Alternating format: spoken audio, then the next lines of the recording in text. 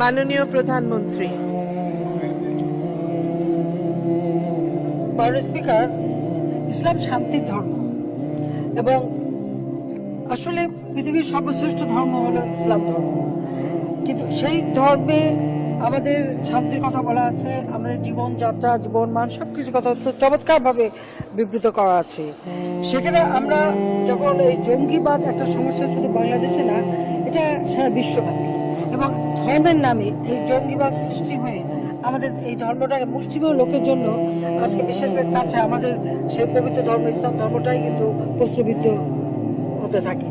আমরা সবসময় সেটা আপত্তি জানিয়েছি এবং এই ধর্মের নামে যেন জঙ্গিবাদ সৃষ্টি না হয় তার জন্য আমরা আলেম ওলামাদের এক করে তাদেরকে, আমাদের ছাত্রছাত্রী, যুব সমাজ, তারা যেন সচেতন হয় এবং ইসলাম ধর্মের সত্যিকার যে মানে বাণীটা আছে সেটা যেন তারা বুঝতে পারে, তার জন্য আমরা তাদেরকে সম্পৃক্ত করেছি। তার কিছু ভালো ফলও আমরা পাচ্ছি। আমার কাছে আপনারা জানেন যে আমরা ইতিমধ্যেই এ ব্যাপারে যথেষ্ট পেয়েছি। তবে একটা কথা মাননীয় সংসদ বলেছেন ঠিকই, যে আসলে যে আমাদের ধর্মের মধ্যে যে ভাগ করা আর কে ভালো না, এই যে এই কথা বলা, আমি জানি না আমাদের নবী করিম সাল্লাল্লাহু আলাইহি ওয়াসাল্লাম এই কথা বলেননি, অথবা একথা আমাদের ইসলাম ধর্ম বলেনি। আমরা যদি বিশ্বাস করি যে শেষ বিচার করবেন আল্লাহ রাব্বুল আলামিন, তা কে ভালো কে মন্দ, কে বেঁচে যাবে কে দোজখে যাবে, সে তো আল্লাহ বিচার করবেন। সেই বিচারটা এখন বান্দা কেন করবে? কে মুসলমান কে মুসলমান না, কে ধর্ম ভালো পালন করে কে ধর্ম পালন করে না, সেটা তো আল্লাহ বিচার করবে।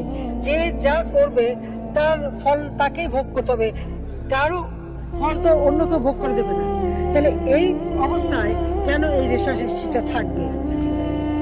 কারণ আমি মনে করি যে যদি আমাদের ইসলাম ধর্মের যারা বিশ্বাসী তারা যদি সেই ইসলাম ধর্মেই বিশ্বাস করে এবং নবী করিম সাল্লাল্লাহু আলাইহি ওয়াসাল্লামের যে বাণী সেটা যদি ধারণ করেন আর সেটা যদি মেনে চলে, তাহলে তো এই বিচারের পথে কেউ যেতে পারে না। তার এটা যাওয়া মানে কি আল্লাহর উপরে বিশ্বাস হারানো। আর আমি ভালো মুসলমান না উনি ভালো মুসলমান, এটা বলার দায়িত্ব তো আল্লাহ কাউকে দেয়নি, এ বিচার করার অধিকারও কাউকে দেয়নি। আল্লাহ তো বারবার বলেছেন, কোরআন শরীফে বলা আছে যে শেষ বিচার আল্লাহ রাব্বুল আলামিন করবে। তো সেই ধৈর্যটা থাকবে না কেন? কাজে এখানে আমি বলবো যে যারা সত্যিকারভাবে ইসলাম বিশ্বাস করে তারা প্রত্যেকেই যার যার ধর্ম শেষে পালন করবে, সে সুযোগটা দিতে হবে।